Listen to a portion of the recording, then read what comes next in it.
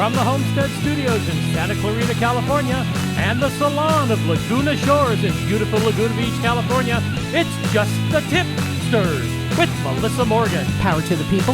This episode with special guest police detective and former U.S. Marshals Task Force member, Detective Joe.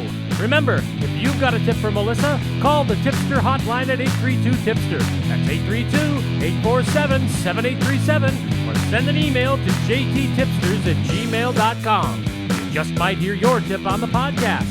And now here's your host, the only living human in Laguna Beach who would rather discuss dead people than the latest sale at Val Surf, Melissa Morgan.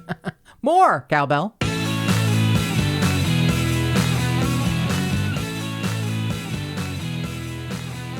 It was a working vacation, producer Mark.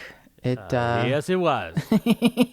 and the best kind. We get a phenomenal gift every year of being able to, well, it's now our responsibility, but we were given a timeshare, and after the owner had it for many decades. So all the expensive stuff was already taken care of, and we pay very little every year in maintenance and fees and dues and HOA and taxes. And yes, we have just, it's the building is older and it's not some, lush, plush thing. Yes, but it is that unique animal called a completely paid off timeshare in Laguna. In Laguna Beach that is on Cliff Drive. The back of it faces Cliff Drive, the front of it faces Pacific Coast Highway, but you overlook Heisler Park, which overlooks the ocean, and there's just nothing.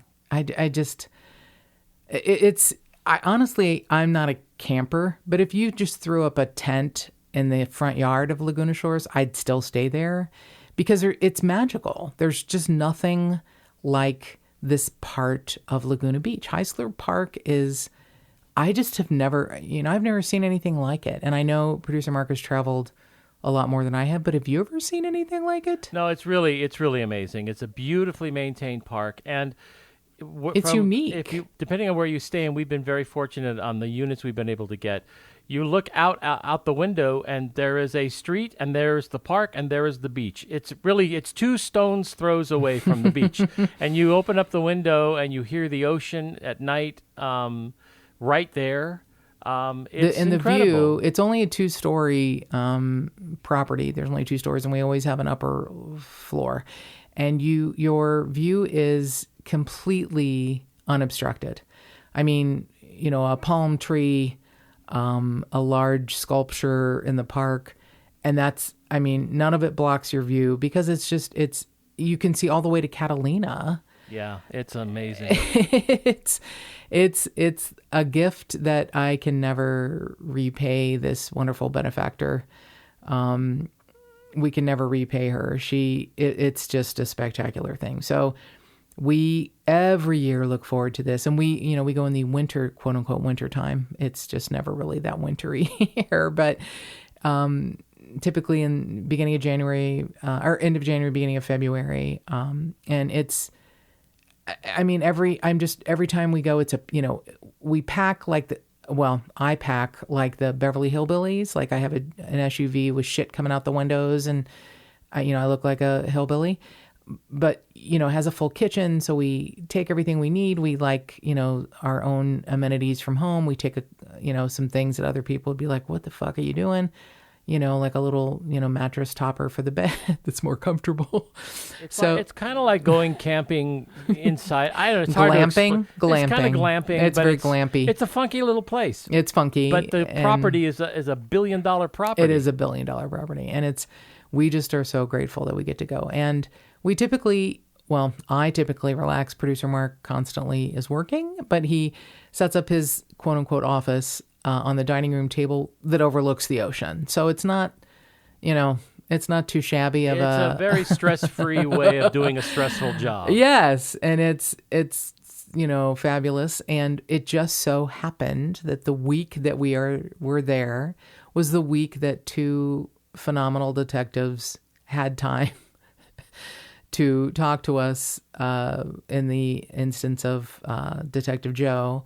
which is this episode, and last week's episode, which was, we got the tour of the Homicide Bureau. So we were working most of the week, but all the good work, all of the stuff that we enjoy doing. So this discussion with Detective Joe, he is undercover and works with a lot of weapon recovery, gang unit issues, and homicides, for sure. But he, is undercover, so he preferred that we just use the name Detective Joe, which we're totally happy to do. And he is in a department in Southern California, and he also has a lot of gifts of his own in that he has worked with the ATF. He was part of the U.S. Marshals task force for fugitive apprehension for 5 years, and he worked hard on the Peter Chadwick case. And I hate to call it the Peter Chadwick case, but it's because he was the one who was on the run. But for the murder of his wife, QC Chadwick, and we covered this awful case in episodes 85 and an update in episode 95 of this podcast. And we've been trying to get the time in Detective Joe's schedule to talk to him for months, and it finally just worked out that it was the time that we were in Laguna, and it worked out great. He came to us. Producer Mark hauled a large amount of recording equipment to a wonderful part of the Laguna Shores resort. It's called the Salon. They offer like coffee in the morning and popcorn in the afternoon. It's very sweet. But we were able to use it for several hours. They were so amenable to us saying, no one can come in for these hours. Fuck off. They made a little sign for us. They didn't say fuck off. Well, I said that. They said the salon will be closed from this time to this time for a private event. And it's like, fuck you, fuckers. And it's all, it's got all the, sorry, that's me. It's got all these, it's all windows, walls of windows. And it was really a nice place at the conference table to record.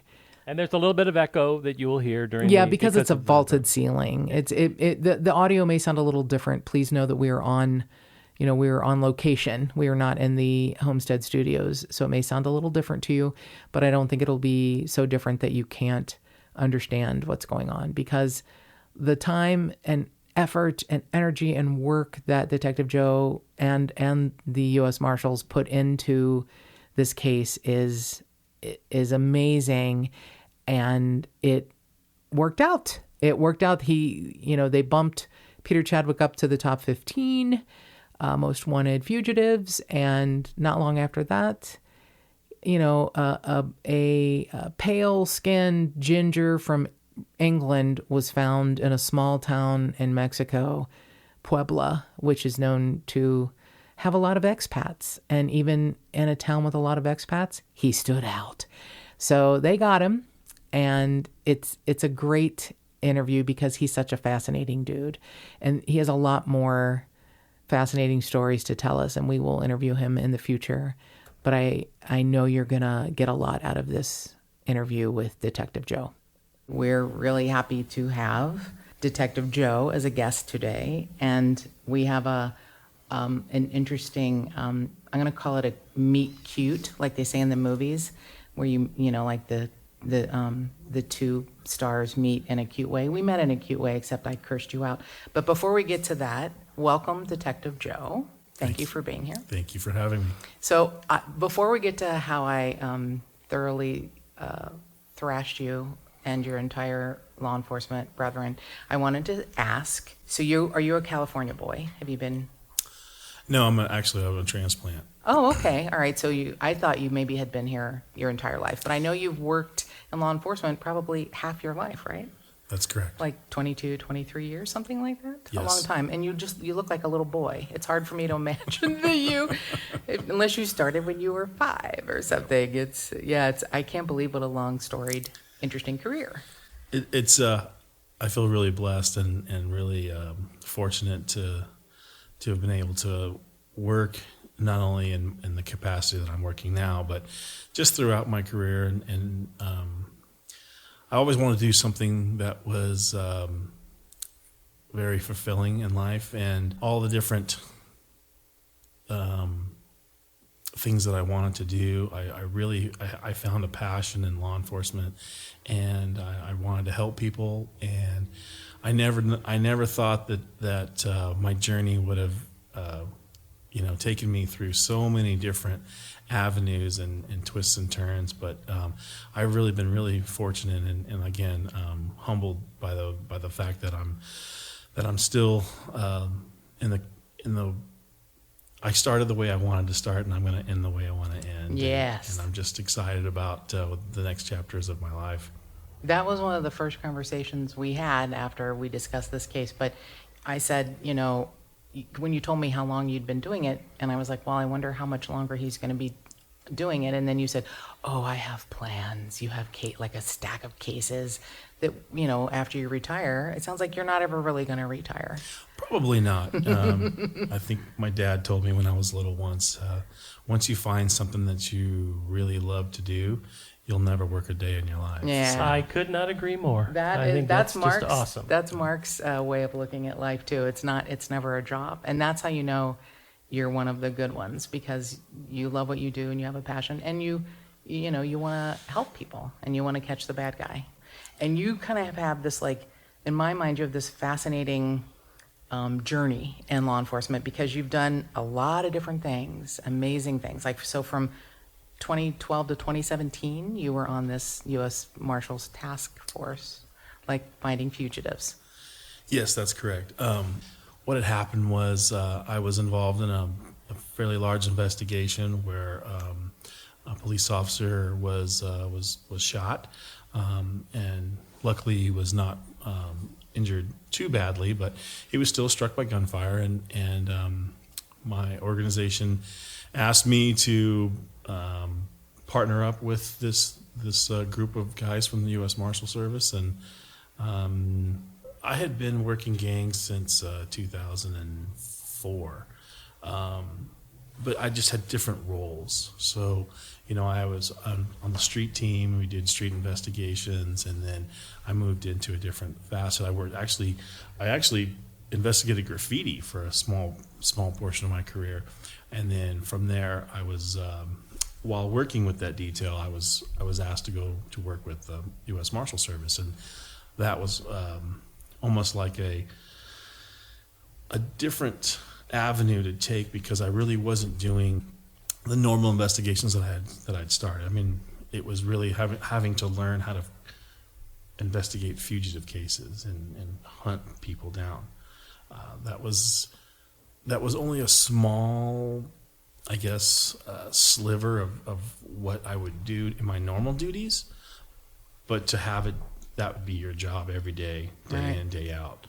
That was fascinating. I bet. And it was a little overwhelming at first, because these guys, and I have to say this, I'm just going to plug them real quick, but the U.S. Marshals are the best in the business when it comes to federal law enforcement of hunting people down. I mean, they really are, and they should get more credit than they normally do, but they are the best at doing so. Well, can you describe the difference between the Federal Marshal Service and the FBI? Well, the FBI is a great organization, and they're huge. They're very A guy large. with an abacus and a gun is what you said. Accountants. Accountants with a gun. But they have so many different roles. Their roles are really set up to not just help local law enforcement, but to help the federal law enforcement system the most. So I would say, if I had to describe the two, I would say the FBI is like the top investigators for the federal law enforcement system, and the U.S. Marshals are like the federal sheriffs. You had explained that when you walked into wherever you walked into for the Marshals, you were like, oh my God, this is where I should have always been. Like, it's overwhelming, all of the, I don't want to say toys, but tools. Well, the availability and the avenues that they have, that they were able to do, and things that I didn't know even existed, as far as how to really hunt for someone, and be given the green light to go do it without any hurdles is amazing. That's a beautiful thing. So what happened, how I met you, is that someone suggested I cover the Peter Chadwick case, and I hate to even call it the Peter Chadwick case, except that at the time he was on the run. So it's the QC Chadwick case. I like to call it that. I like to focus on the victim rather than the perp. So Peter Chadwick had murdered his wife in October of 2011? 2012. Yeah. And he did it in such a, I mean, you know, it happens. Spouses kill each other. But he did it in such a shitty way. And I actually thought about it when I was, you know, in the last couple of days thinking about getting to talk to you. You know, he tries to blame two fake itinerant day workers, Juan and Chi, the most unoriginal names. I literally, when I look back at his behavior, his information, his interviews, and the 911 call, I think, thank God Peter Chadwick never wanted to be in the entertainment business, because he's fucking awful. Like, he can't lie, he can't come up with anything, he's terrible. He's terrible. And I wondered if, well, I'll ask you that question later. So here's what happens. Someone asked that I cover this case, and I look into it, and I find some great articles, like the OC Register and even the LA Times covered it pretty heavily, knowing he's still on the run, but I couldn't find a whole lot. And then I found a journalist with the OC Register who said, the Newport Beach police have put basically a lockdown on any media. And I was like, that's so weird, because on one hand, they're like, we really want to catch this guy. And then on the other hand, they won't talk to anyone. And I, you know, fretted. So I found a blurb with Detective Joe. And I'm like, I'm going to fucking find this guy. And I found you. And I called and left a message on your voicemail. And I forgot. And then 6 weeks later, you called me, and I fucking tore you a new asshole. So he's trying to be polite. And I said, I started screaming at you. I was like, you know, well, fuck you. Thanks for calling. Fuck you and all your fucking brethren. I can't believe I did. And then you start laughing and you go, but I called you back. And I was like, all right, you know what? He's right. He did. He called me back. 6 weeks later, I'd already done the podcast. But it was, you know, so I want to say right now, thank you for calling me back, because you've been nothing but wonderful since then. So when the Marshals get involved, and they're the U.S. Marshals, don't call them the federal Marshals. Oh, sorry. The U.S. Marshals, yes. When they get involved, they are asked by local and state agencies to help them with their investigation. And a lot of times, the case has already been brought forth. There's already a prosecution started. When it came to me and my participation, obviously Mr. Chadwick was on the run. Right. I think I pretty much just told you, I'm really not in that investigation anymore, and I have other things to do. Right. So, but I'll be more than willing to talk to you once I find out if I can talk. So let's backtrack. I hate to think that money makes things easier, but it just does. Let's just be honest, it just does. So Peter Chadwick is a British national who has 2 passports, which I didn't know at the time, but a British passport and a U.S. passport. And he has a lot of money at his disposal.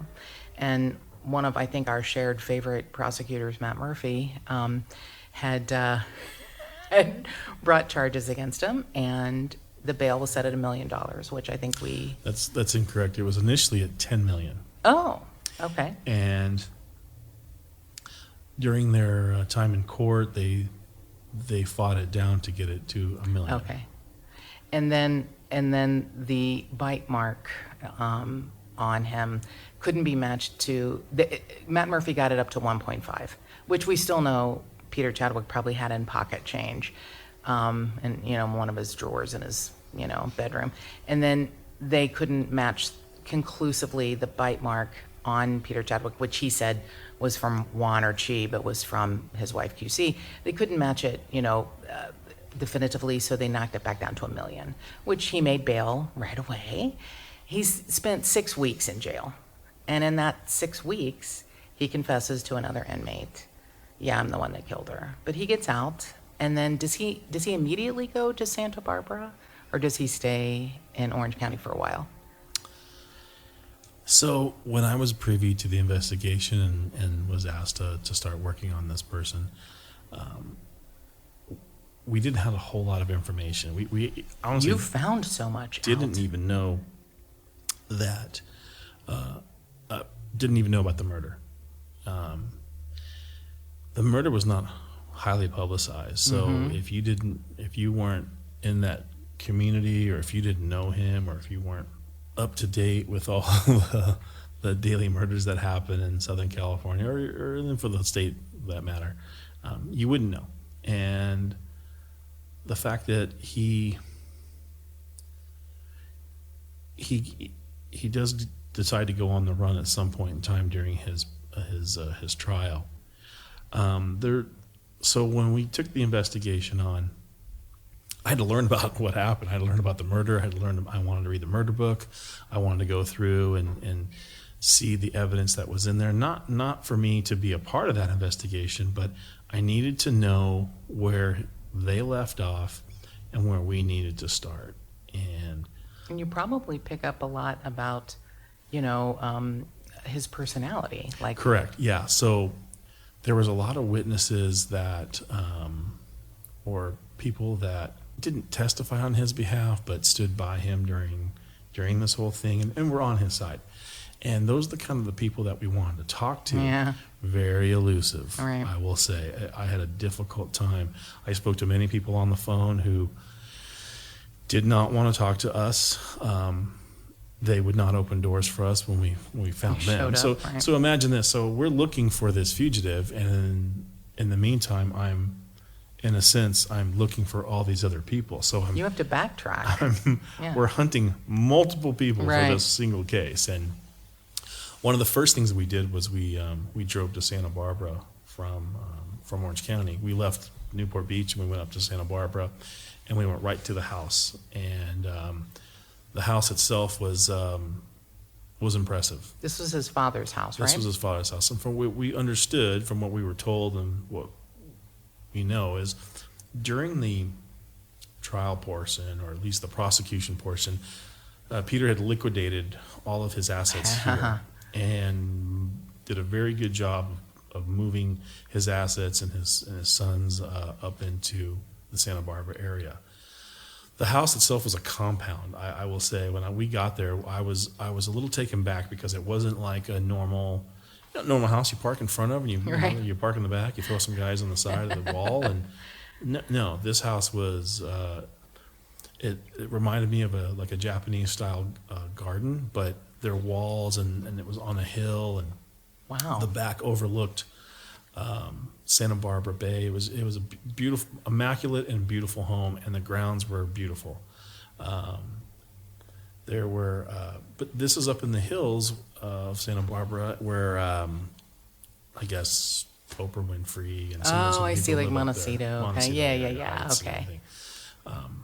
Again, we didn't know. We just Right. went to Sure. the address, and we get there, and it's a little overwhelming.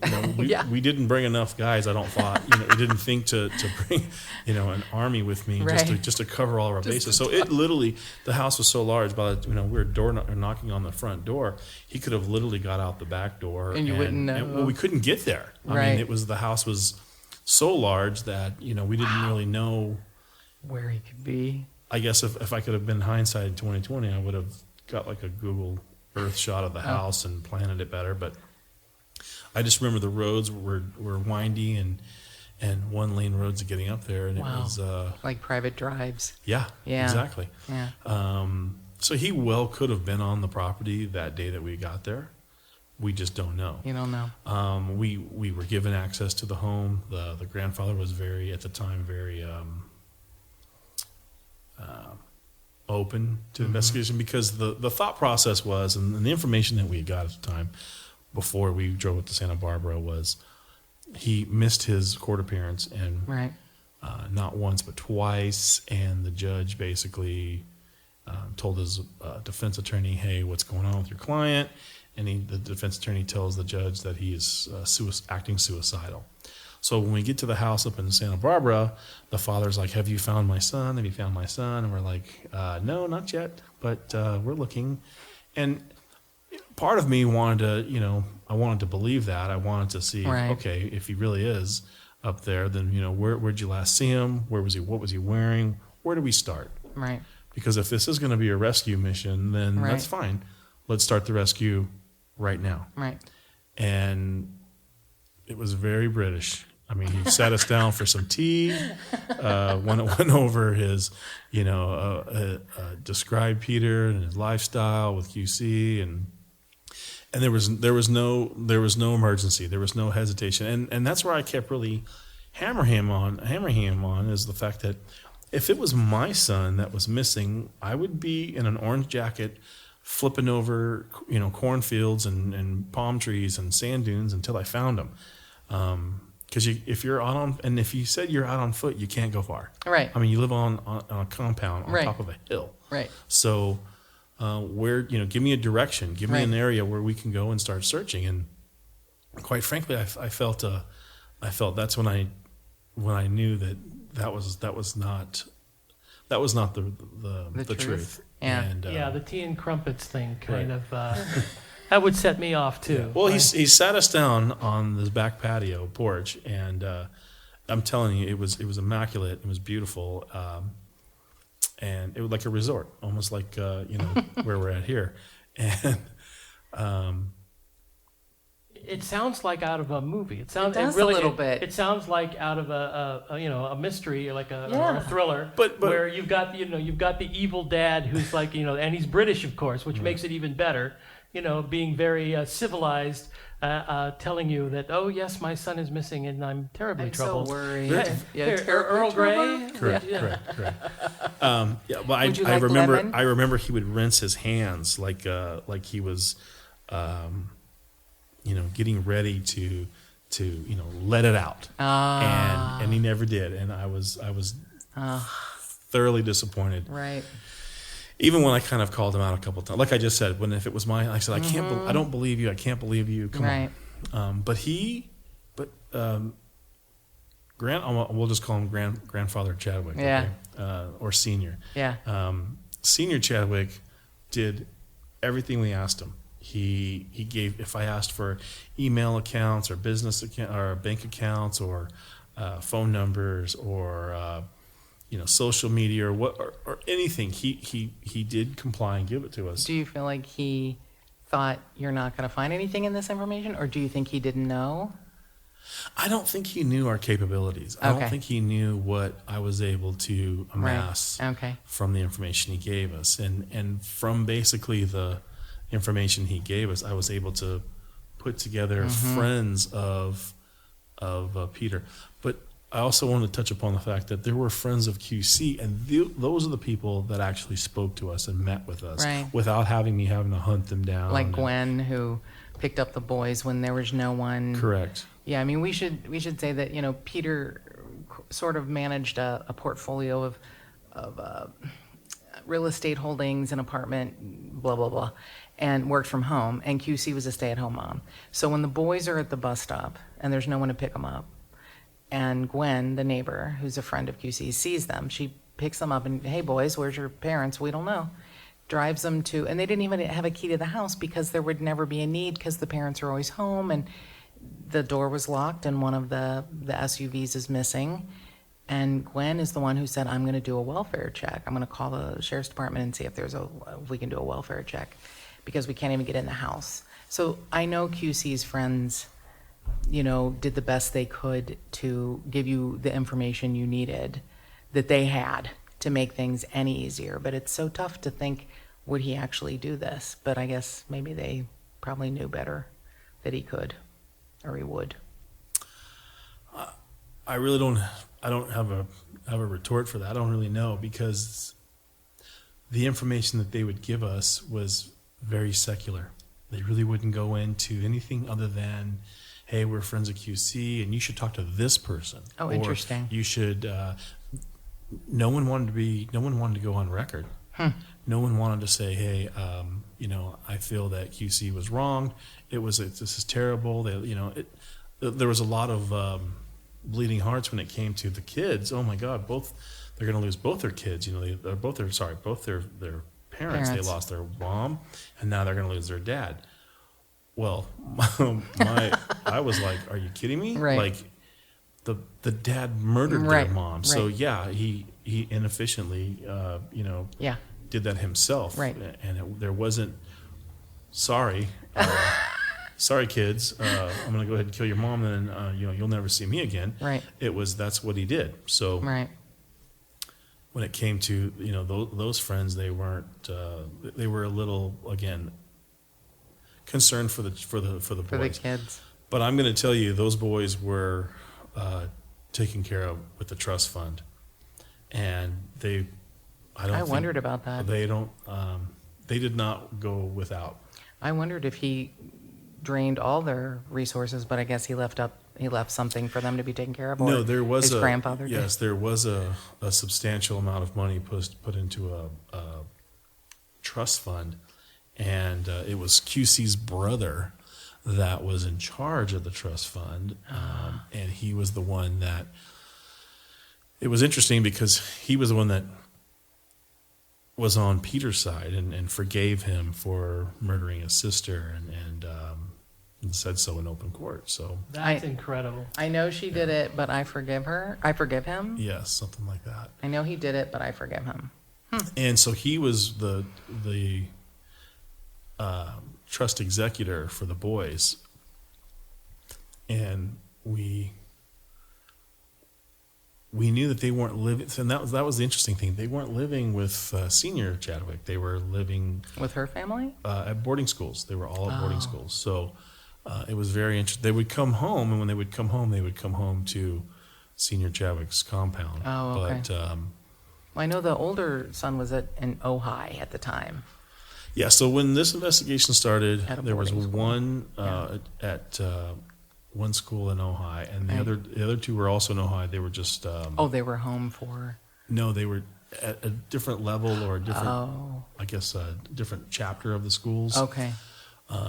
Schools that, I can't afford to get into. Me and 10 of my friends would never be able to afford Gotcha. just one semester for our kids. So, no.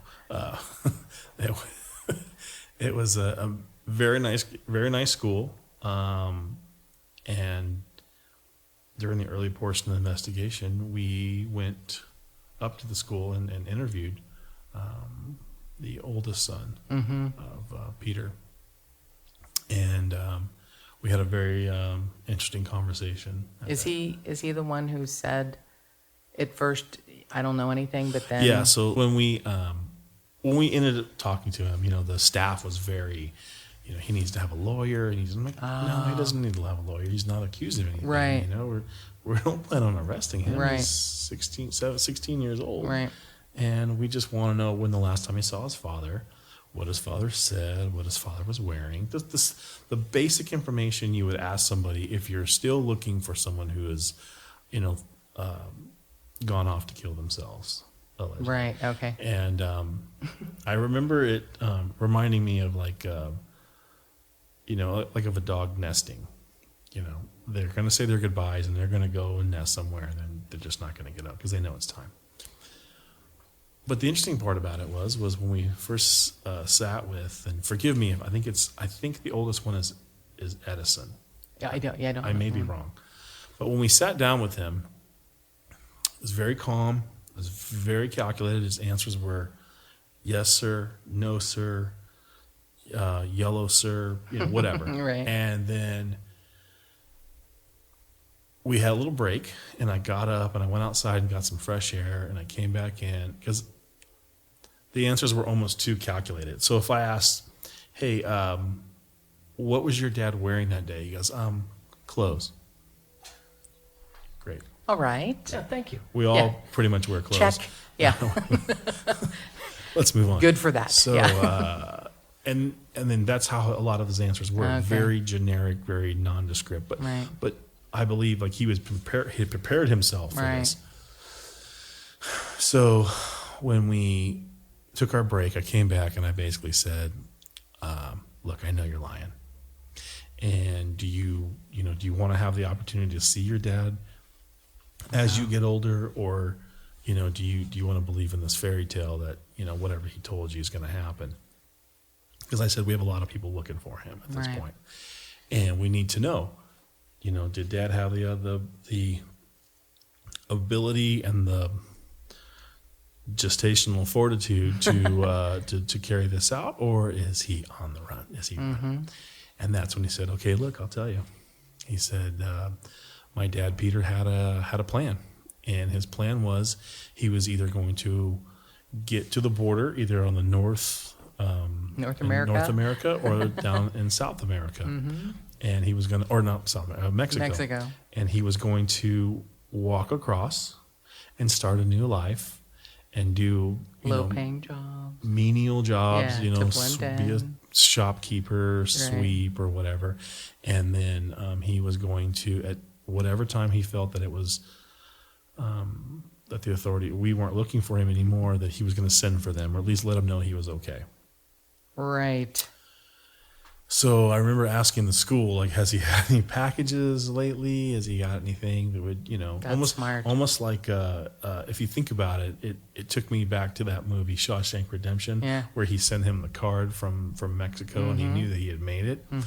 So I wanted to see if there was anything there, and of course, no, we can't give you that information, And I said, really? I mean, his dad is missing. Like, I want to help. Find him regardless. All right. Wink, wink, nudge, nudge. And so, I was told from the principal at school, well, I'll go through the mail. If I see anything interesting, I'll let you know. And I said, okay, with all your years of law enforcement experience, I'm sure you'll find something in there that will, benefit us. Never did. Right. So, which is okay. But the fact that Edison told us that the dad had planned this, now that sent me back to the drawing boards. And what I did was I looked at any other police reports from right before the murder to right after the murder to anything, since the trial, anything had gone on. And I had found this defrauding an innkeeper report from Santa Barbara PD.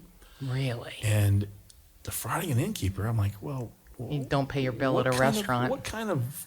Yeah. What happened here? And then, because we knew that Peter had multiple properties and he had influence in different, companies that had properties, hotels, that's right, apartments. Yeah. So I forgot about that. Well, maybe he's the victim of that. And sure enough, he was. He was scammed at some point from, I think it was something menial to them, because it was like $1,400. Right. Like, really? Nothing to them, right? So I looked into it and I read the reports, and I actually called up to the company that had the houses up on Whidbey Island in Seattle, Washington. Oh. I just so happened to have been to Seattle, Washington several times and even lived up there for a small period. I knew exactly where Whidbey Island was, and I knew exactly how close it was to the Canadian border. Oh, yes. So I was very intrigued on that. And from what I remember doing was, as we dug into that portion, we learned some stuff. But meanwhile, I'm trying to establish when Peter was last at the home in Santa Barbara. Okay. And we interviewed all the persons in the home. And Peter had an older brother who looked very similar to him. Interesting. Heavier statue, but had some development or some mental issues. Okay. So he was coherent, could talk, but he was just not as verbally communicative as we had hoped, because he really didn't say much other than yes and no. And then again we found out that he'd had some difficulty in learning, I guess, at a younger age. Having said that, what we were trying to establish was who was the last person to see Peter. Mm-hmm. If indeed he walked away to go, kill himself, who was the last person to see him? And it turns out it was one of the the housekeepers.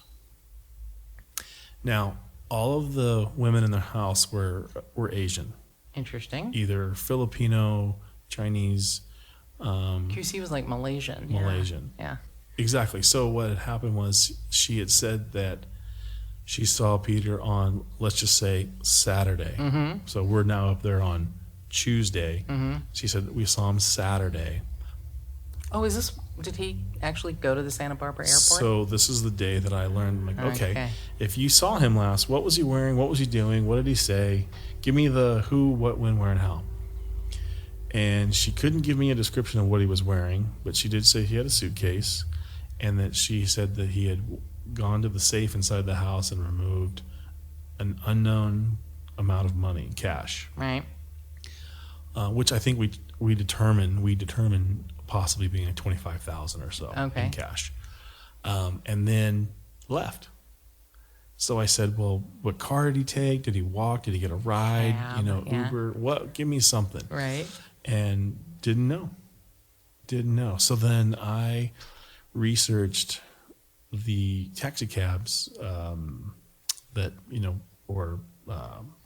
taxi cabs and the different shuttle services that take you to the airport. I literally made like 45 phone calls, and it wasn't until like the 45th call, right? Because I'm not that lucky. They call it shoe leather, Joe. They said, They're all yeah, we went to that house, and we did pick up someone. It was a woman, is what the cab driver said, right? He remembers him, and what he stated was he remembers him being an ugly woman. Right. And I don't know. Peter would make an ugly woman. I would make an ugly woman at this point. But he's slight of build. I mean, he's like 5'7", about 160. He could have been like a kind of a homely. I did notice that, like, the latter pictures that the family had of him after the murder, like his hair was Longer and Interesting. thicker. Again, He is kind of a pale ginger.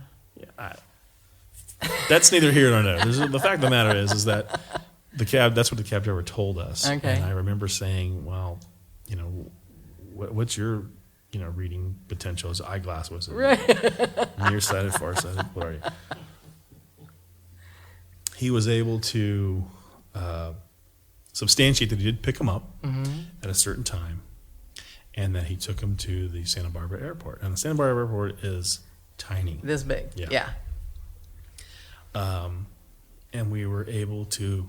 You saw video footage. Substantiate, yeah. So there was video footage. So he was there for like 6 hours. So do you think he just sat there? Like, he wanted to be seen on camera so that it looks like I'm flying somewhere? So because he left there, right? Unless you go to the Santa Barbara airport, you know that the TSA and the security measures are upstairs by the terminal, and the terminal is one level up. Okay. And we didn't know this at the time. We didn't know. We didn't actually go into the airport. We went to the airport security management office, and we watched video. Right. So I'm watching, and I can see him, and he's got 2 large bags, 2 large suitcases, and he goes into the airport, and he sits down in the cafe and opens a laptop. And from there, that's where the story gets a little colder, because we do know he left the airport at a certain time, and he was there for several hours, had some coffee, was wearing a jacket, was wearing slacks, had a lighter color shirt underneath. And I'm watching video from obviously days and weeks past at the time, and but nothing too descriptive. He didn't have any different hairstyle. He didn't have any. Wasn't wearing a cap. Wasn't trying to conceal any identity. And that's one of the things that I think the Marshal Service was kind of keying in on. Like, there was, that was that aha moment where, like, he wants us to see him. He wants authorities to know that he went to the airport. You have to know, like, I wrote search warrants to my hand bled to all the different possibilities of flights. And there's only like two carriers, but there are private jets. Oh, right. And private jets don't have to have a manifest. Right. Which I thought was even more interesting. It is interesting. But nevertheless, they have to be accountable for where they went. So where they fly from, where they went to, where they landed. And it was a monumental task to get to that point. Imagine. And every search warrant I wrote, when it came to that, and the information we got was a 0. Peter Chadwick's name was not on any of those flights. He did not fly out of Santa Barbara Airport Right. and land anywhere, because we thought for sure, well, where would he go? Right. He would fly from here to. I personally believe he, during the time of the trial, and I believe it went even before that. He started planning the out. He started planning his escape, and started planning his fugitive run. It took him a long time to get the money together because he slowly. Yeah, you don't want to. Especially when you're, in a murder trial and you've been asked to surrender your passports, which he did. I thought he did. I thought he only surrendered one. No, he surrendered both. I had a copy of both of his passports. Okay. He surrendered his passports into the, to the police and to the Orange County District Attorney's office. But the interesting part was he actually went and tested his escape. Now, when I say that, he did a test run? Yeah. I'll be damned. I did not know that. and I think a lot of it was to throw us off, because we now know that's not what happened. So He did a test run I to believe throw you off. I believe in Christmas time of 2012 or 2013, he took his entire family, so his 3 sons, his dad, and housekeepers and whoever was going to go with, they went to that house in Whidbey Island up in Seattle. Was he allowed to travel because he was out on bond, right? So typically you're not allowed to travel. Okay. But what I fear is where our criminal justice system kind of dropped the ball on this. Was they allowed him to be out of not just one county, but he's 2 counties, Right. or actually more than that. He's 3 counties up from where the jurisdiction had him housed, or at Right. least where his case was housed. Now, he made every court appearance prior to him Not making the not last making two. the last 2. Yeah. And so it was never an issue. Oh, he's out on bond. He was a cash bond. He'll make it. He'll be here. And he was. But there were, I guess, moments of where he was able to infringe upon what he was supposed to do. And yeah, because I mean, if you're 2 or 3 counties outside of where you're supposed to be going to trial at, how are we going to know? Right. How are you going to know when you leave Right. town? Good point. Right? We don't pay people to sit around and Yeah, monitor 24/7. 24/7 your Right. passport, your driver's license. Oh, look, you got a ticket up in Montecito. Yeah, no, we don't do that. We don't have time for that. So before he flees, he takes a trial run, do you think, to Whidbey Island? What I think he did was, I think he was able to get either another British passport, Okay. or he was able to buy documents that would allow him to get another fictitious passports for another That name. was one of the things you told me, and if you don't want to talk about this, you don't have to, but I was shocked that England wasn't more forthcoming with information. And here, in a country that, doesn't have a death penalty like Mexico, that I thought would not give you shit, ended up being helpful in finding him eventually. I was really shocked at England, our friends. Yeah, I learned that too. I thought for sure they would have an open door policy, Yeah. and here, whatever you need, here you go. And it was not like that. No. This is Scotland Yard?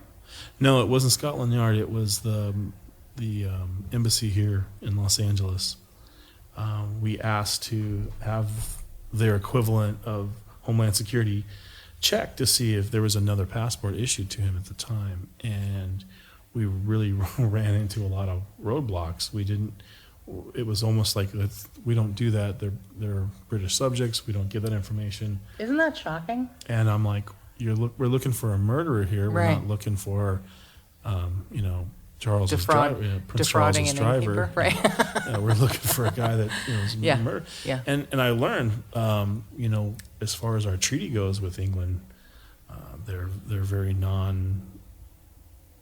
empathic to That's really weird to give me. give us our felons when it comes to some of these crimes. I'm shocked. Was that because they don't have a death penalty and I don't didn't want even think to- about that. turn them over for that? I really don't know, and I don't think he was looking at a death penalty case.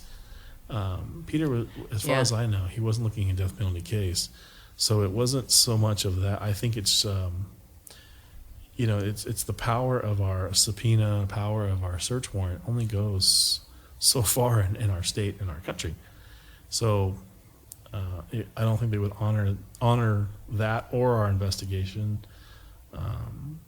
So it was a little disheartening, I remember, and it was okay because even if he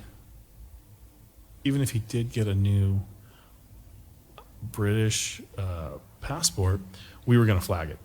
We were going to apply for the red notice, and it was going to go to Interpol, and everybody and their mom would be looking for him in the law enforcement portion of Interpol. So if you're on the run and you have a passport that we know you have, there's a good opportunity it's going to get flagged. And if you watch the Bourne Identity, I mean, it is true. Those U.S. passports, can be tracked when it comes to where they go. So it's an interesting dichotomy. So let's go back to January of 2015. So he has skipped. He's missed 2 court dates. And his attorney is like, yeah, we think he's, going to kill himself. He's suicidal. So do you think that he went to Canada and then went somewhere else? Or can you not tell me? And Initially, I did. Okay. And I believed that this was what I was looking at when I was going through his background. He'd already had contacts in China. He'd already had contacts in Malaysia. QC's family, from what I understand, early in their marriage, QC's family had taken a loan from the Chadwicks. Oh. And this loan allowed them to build their plastic glove empire. Now QC is a stay-at-home mom, but she's also one of the board members. She's also a beneficiary of all this extra money the family's coming up with. Right. Having said that, there was one interview that I had taken, and I believe it was with his friend in Missouri on the phone. And his friend said he was also a Caucasian male who had a Asian wife, and they would do family trips together. They would vacation together. And the one thing that his wife, the guy from Missouri, his wife would say was that QC would always complain about vacationing. They would vacation so much she would complain about vacationing. And because wherever they went, it was always some high class, one of those resorts that they're all very picturesque, right? So I knew that there were contacts not only in Malaysia, China, and wherever else he went for business. Gotcha. We knew that That's a lot of tentacles. He was, I think, familiar with the flights. I think he was familiar with traveling back east. And I mean, like the Far East. Far East, right. So that was, if I was going to do this, that's what I was going to do. I would find my way out. And you kind of have to think like this when you're hunting you do. a person or hunting a man. You have to kind of put yourself in their shoes and like, what would I do? If I had this kind of money and I had this kind of autonomy, what could I do and how can I get there? And so I think for me is I knew the Pacific Northwest. I've been to Canada. I've crossed into, you take the 5 freeway into Vancouver and yes, you're stopped by customs on both sides and you're able to, navigate your way through that. But then once you're there, then you can go anywhere. And just like in our country, once you get into one state, you can go to any other state. Gotcha. There's no walls you have to drive through. Right. So what I thought was interesting, and this is what I really believed, and I bit the bait on this, was he was gonna get to Vancouver, and then from Vancouver, Anywhere. fly to wherever. Right. Hong Kong, Singapore, wherever he could. Was he ever there, or did he just go straight to Mexico? So there was a lot of clues at that time as it progressed. And this is before he became a top 15, so he was still kind of, right. This investigation was kind of, a little bit under the radar. And there were times where I was the lead detective, lead investigator on this case, so I tried to push as far as I could, and I tried to use whatever power I had to facilitate someone else checking into something. Right. So there were times. So there was. And I'm just going to elaborate. So there was this one time where we knew that that his kids were going to fly to see QC's relatives, and I believe one of them lived in result was in Australia. But they were going to take this flight together, so there was no chaperone. So it was at the time it was all three boys were going to fly up. I think they were like 18. So at this time, one was in college at Stanford, and the other two boys were at that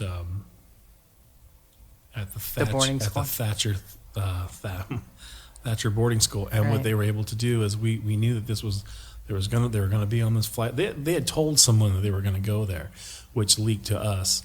And what I did was I got the flight path to where it was going to go. So I knew it was going to land in Taipei. So I ended up calling the authorities there and the State Department and the embassy there and tried to get somehow, some way set up a surveillance in the airport, and which cost me lots of cigars and a couple of cases of Jack Daniels. But what I was able to do was we had guys, undercover agents, to fly on that flight to see. Like air marshals kind of? No, not them, but we used State Department guys so they could fly over there and it wouldn't be an issue. Why are you here? Kind of thing. So they flew over, they watched, and while at the airport, it's, if you've ever been to Taipei or you've ever been to Hong Kong, it's once you're on one flight and you're going to transition to another flight, like they literally, you go into a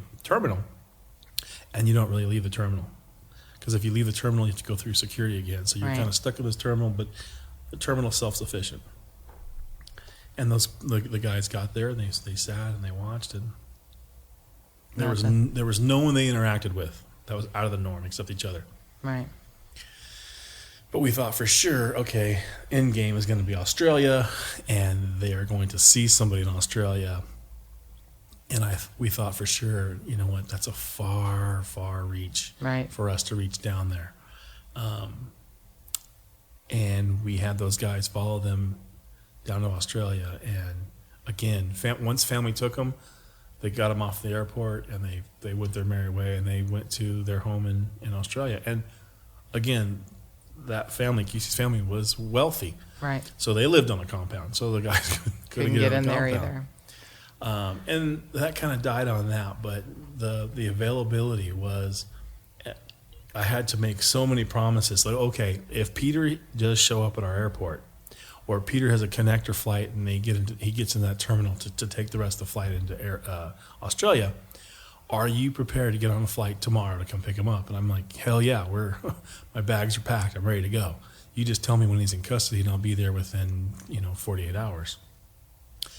But they weren't going to arrest him. They would detain him, but they wouldn't go. The authorities because we don't have. They would hold him for you. They would hold him for us. Right. Basically, give him to the State Department guys to kind of just, you're now babysitting, but you Watching can't arrest him. Right. You can't keep them from their liberties there in Hong Kong or Taipei or wherever they're at. And so that was interesting. Then later on in the investigation, we believe that there was a possibility of them going to the Bahamas. Same thing. Boys going to take a vacation to the Bahamas. I begged and pleaded for someone to let me go to the Bahamas. but that didn't work.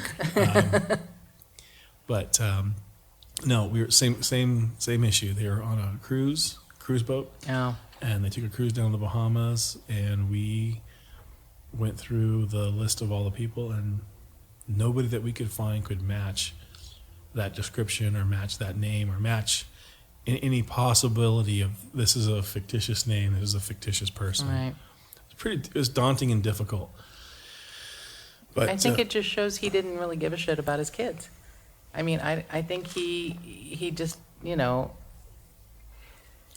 me, what really struck me is that, after 19 hours after they leave the house, in his big fake story of Juan and Chi, and then he calls 911 from the border of Mexico and says, they killed my wife and maybe drive her around in her body, and they said they're going to cut her up and all of this. He's just really a bad fiction writer.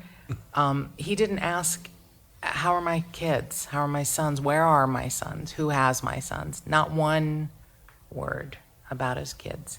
And if you had had this traumatic experience where two guys who were supposed to paint your railing of your $1 million house end up killing your wife for no apparent reason, and then make you drive around with her dead body for 19 hours, you'd probably want to run into the arms of your kids, whoever you have left in your family. Yeah, I don't understand that either. Yeah, because I don't think he cares about any. He's a complete narcissist, and sociopath, and just cares only about himself. Obviously, you don't go on the run for almost 5 years if you think you're innocent. You would hopefully let the justice system fight it out. You have all the money behind you and good attorneys, but it's you're going to be up the river. Well, it does show a little bit of guilt. I mean, that shows little bit. Yeah, a little bit. He definitely wants to get away with what he did. Yeah. And we in our society we don't put up with that, and we try not to. Thank God for people like you and organizations of that you guys do what you do. That's why we're really blessed to live here. I know that. So all right, so let's go to August 6th of 2019, and I'm in a parking lot, and I'm like, Joe, I call you, I text you, and you were busy at first serving warrants and then taking a nap. And I was like, did they fucking catch him? I actually thought you did it. I was like, Joe caught him himself. I know, all by himself, Joe did it.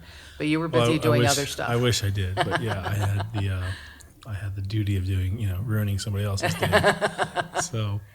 So they had you didn't tell me, because we had spoken like a day or two before. And on Saturday, someone in Mexico how did it happen? You tell us how it happened, how, you knew it was coming down. One of my partners from the task force called me and said, hey, if you can, get to LAX at, with this time in the morning, we're bringing him in. Now, even though I was talking to you, I knew. Yeah, you couldn't tell me. I knew where he was at. Right. I knew where he was at, right. But there was some obstacles that they had to deal with. And from what I understand, the obstacles were in that part of Mexico, corruption is very high, and Is there any part of Mexico where it isn't high? I'm trying to. He's trying to be diplomatic, Mark. I'm trying to be professional. Good Yeah, job. he's trying to be professional. Good job. All right. So corruption is very high, Right. and you have to know that we had sent people, we had sent agents for the task. So we had sent people, locals that we work with from another country, to go and follow up on any sightings or any possibilities. Now, the one thing we knew from the very beginning, and this is one of the things that bothers me the most, that I couldn't go further investigation, was we knew that the Chadwicks, and I'm not sure if it was for their dad's corporation or from Peter himself, but they had built an orphanage. They had sent money to build a school and whatnot in some small town in a small state of Mexico. And we sent people there to look. Right. And when we did, they came back and said, "Yeah, we didn't see any white boy. We didn't see any gringos or anybody that would match the description of Peter." Creepy ginger. And then there was one of the questions that I had forgot to ask the son, and one of those questions was, "What other languages does your dad speak?" Now we know he understands and speaks different Dialects and Asian. Yes. Yeah. But I really wasn't sure how much Spanish he knew. I know he went to Arizona University where he met his wife. I thought maybe he'd picked up Spanish there. Right. But again, just, this is a guy that was born in England and immigrated here with his family. Right. So I wasn't really keen in on him being an affluent Spanish speaker. And, there are all different dialects within Mexico. So when he got there, I was thinking to myself, somebody would have had to say, like, where's Waldo? Like, who is this? Why is this person here? Gotcha.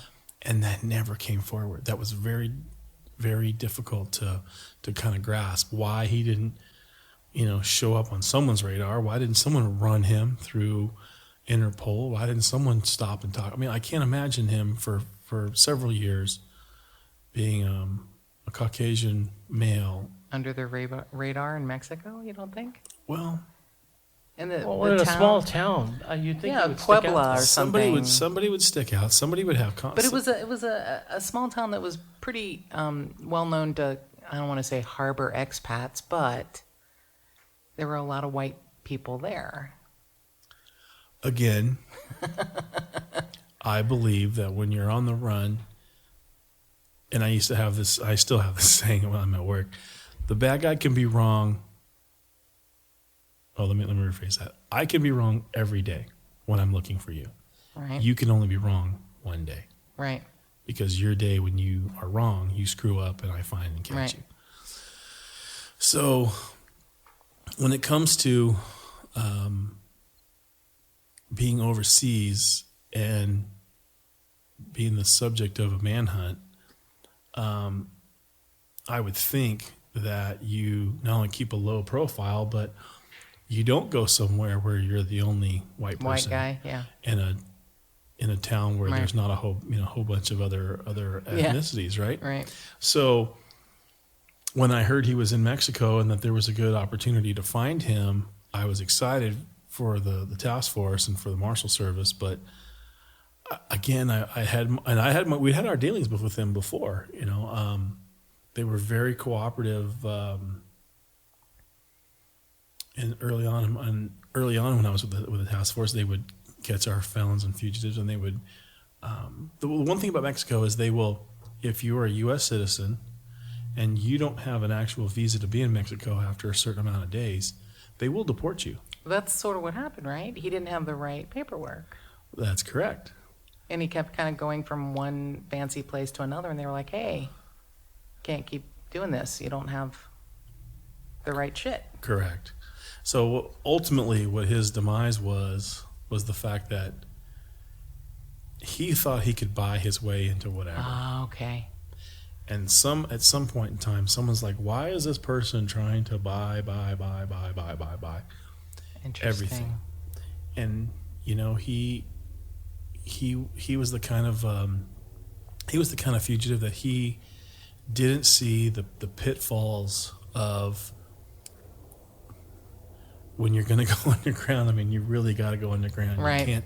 You can't come up and be a little flashy every once in a while. Right. You got to stay humble. If you're going to be that dishwasher, you got to be a dishwasher. You can't be a dishwasher one day and then buy the restaurant the next day. Right. Someone's going to say something. something. He can't be humble. He doesn't have that in him. Mm-mm.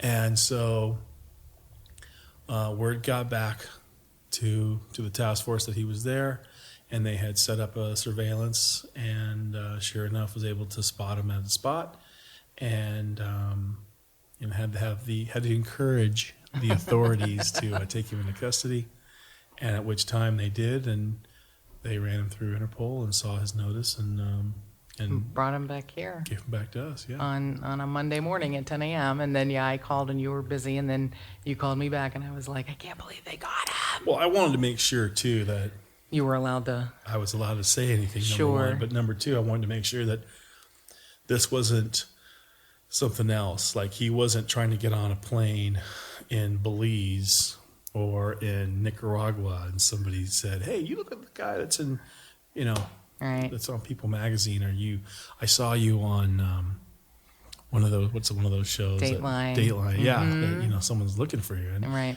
And unfortunately, those things happen, and that's why law enforcement goes to the media to put that out there. You want to try to control the narrative as much as you can. Of course. So that, we don't want to say something which would later cause us not to be able to catch them. Exactly. Right? That kind Or of counterproductive. to compromise the case. Got it. Exactly. So you have to be very. It's a tightrope. And I feel like you've walked it beautifully because you've told me things, but kept things that were important. You told me some things, but then kept things, and then I wouldn't have known. I had zero clue that you were even close on that Saturday because we'd talked like Friday or something. And I know by then you knew what was happening, that Saturday they were going to observe him, and Monday, if they could, however long it took, they'd get him back here, and they got him back on Monday. So you kept that so close to your vest, but I was so excited when they caught him because you said, the first time we spoke, you said he's one of those ones. I think, I don't know if you thought he would be found before you stopped doing what you're doing. And that I swear to God, if he hadn't been found, I think you probably would have just gone on a one-man goddamn mission and you would have fucking found him. Wow. He was one of those ones, I think, that it was good that he was found before you actually got a hold of him without having to answer to Yeah. an agency. When you're put in those positions, I mean, you really want to, again, it sounds corny, but when you're hunting somebody, so we're not looking for like an object. We're looking for a person. Sure. And that person, when you try to think like them and put yourself in their shoes, there was a really good movie besides Silence of the Lambs called Manhunter. Oh yeah. And the agent, he thinks about, he's pretty much obsesses about the suspect and what happens, and it's taxing. So it's taxing, and when you don't catch him, when you don't get near and you don't get close, then you start to second guess, like, okay, is this working? Am I doing anything right? And there were so many times where we had to come back to the drawing board and, okay, look at this, start over, look at that. You told me a lot of money and man hours were spent on this, and that you also said that after he was caught, someone confided in you that this case is going to be used as a teaching moment. Yeah, so there's, in law enforcement, it's always evolving, and you're always, we are always going to be 3 or 4 steps behind the bad guys. Right. Unfortunately, it's just how it is, and we're always trying to learn from our mistakes. So whether it's a small mistake or big mistake, there was a lot of mistakes in this investigation that, and I fully take responsibility for. Had I learned that the gardener was going to be the out for this guy, I would have contacted him and interviewed him for hours or days if needed. But that was. How do you think? I mean, how do you can't nail down every corner, even though you try and you nail down a lot of them, but you can't. I mean, how on earth could you? Well, a lot of it is pride. I mean, you have pride in what I have pride in what I do. I try to do the best job I possibly can with the information that I have, and so the trick is you gonna put your heart and soul into it, but yes, you do. At the same time, you have to have that divorce mechanism and turn it off. Otherwise, I would be would eat you alive. I would be having dinner thinking about where you at, Peter. Yeah. Yeah. Are you eating the same chips and salsa that I'm eating? No. Eating a bunch of Tums so your gut doesn't. Yeah, you have to really, I guess, have an understanding for what you're trying to do when you're hunting somebody, right, versus not letting it take control of the investigation. Can I just say that the fact that it took you 6 weeks to call me back, I feel like you. I feel like the fact that you called me back is a wonderful thing. The fact that you kept my number all those weeks, because believe me, I've called a lot of law enforcement agencies who, I won't mention any names, Newport Beach Police, but won't even exist, don't even acknowledge I exist. So the fact that you not only acknowledged I exist, you called me back and you took my verbal thrashing like the man that you are. I also want to say that, Joe, you've been a resource to Yeah, the show you have. On other things too. More times than you know. We won't go into any of the details, but Melissa uses Joe as a resource quite often. He's my sounding board. And we really appreciate that. Yeah, so. you are a stellar human being, sir. And we're not only grateful you came in and on your day off and let us grill you about this case, but I hope you know we're going to be probably grilling you about other stuff too. I'm just a guy that I just do my job, and Well, thanks for being just a guy. Thank you. That does your job, because you do it great. Thank you very much. Thank you again to Detective Joe for taking the time out of his unbelievably busy schedule to talk to us. And it's just, there's something heartwarming about knowing that Peter Chadwick is uncomfortable and unhappy in his new digs in prison. And more cowbell. If you'd like to support the podcast, go to patreon.com/justthetipsters.